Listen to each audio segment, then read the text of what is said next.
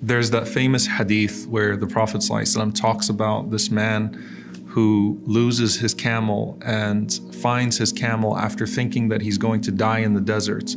And he's so happy when he finds that camel with all of his belongings on it that he calls out to Allah, and in his happiness he stumbles and he says, Anta abdi wa ana rabbuk, you are my servant and I am your Lord, mixing it up out of min shiddati farahihi, because of how joyful he is in those moments. And the Prophet ﷺ saying, Allah is more pleased with the repentance of one of you than that man would be when he found his camel.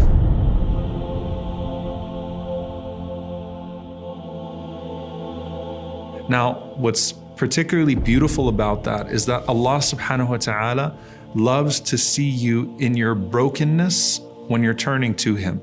So if Allah subhanahu wa ta'ala loves to see that brokenness in your dua, in your supplication, then how about when you're reciting the Qur'an?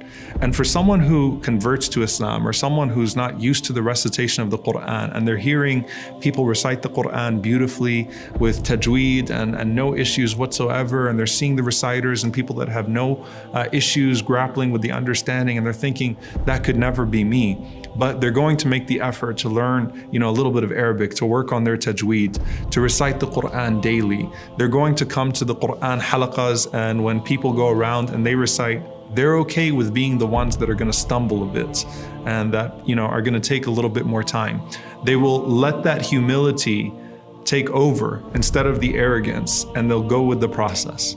The Prophet ﷺ, he said, Al-Mahiru bil-Qur'an ma'a safarati al-kiram al-barara, that the one who has no issues reciting the Qur'an, the one who's proficient with the recitation of the Qur'an, is with the noble and righteous scribes from the angels.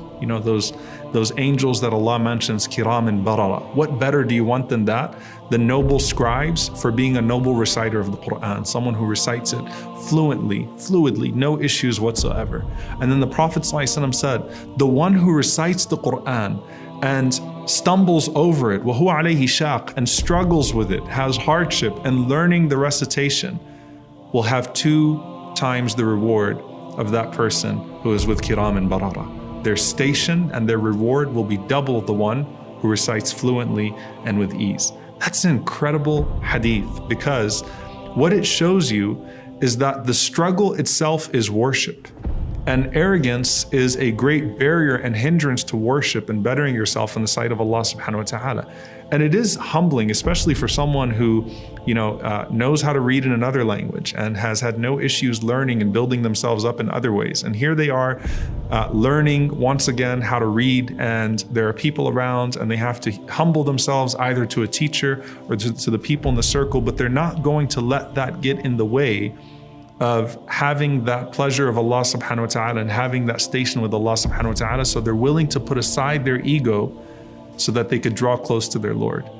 And you can imagine if Allah subhanahu wa ta'ala, who loves to see that humble servant who would be broken and mess up with their dua, how blessed it is and what type of station Allah would give to that person amongst the angels who is broken in reciting His words, so that he can get closer to Him and become as fluid and proficient and fluent as the other one who is like a noble scribe.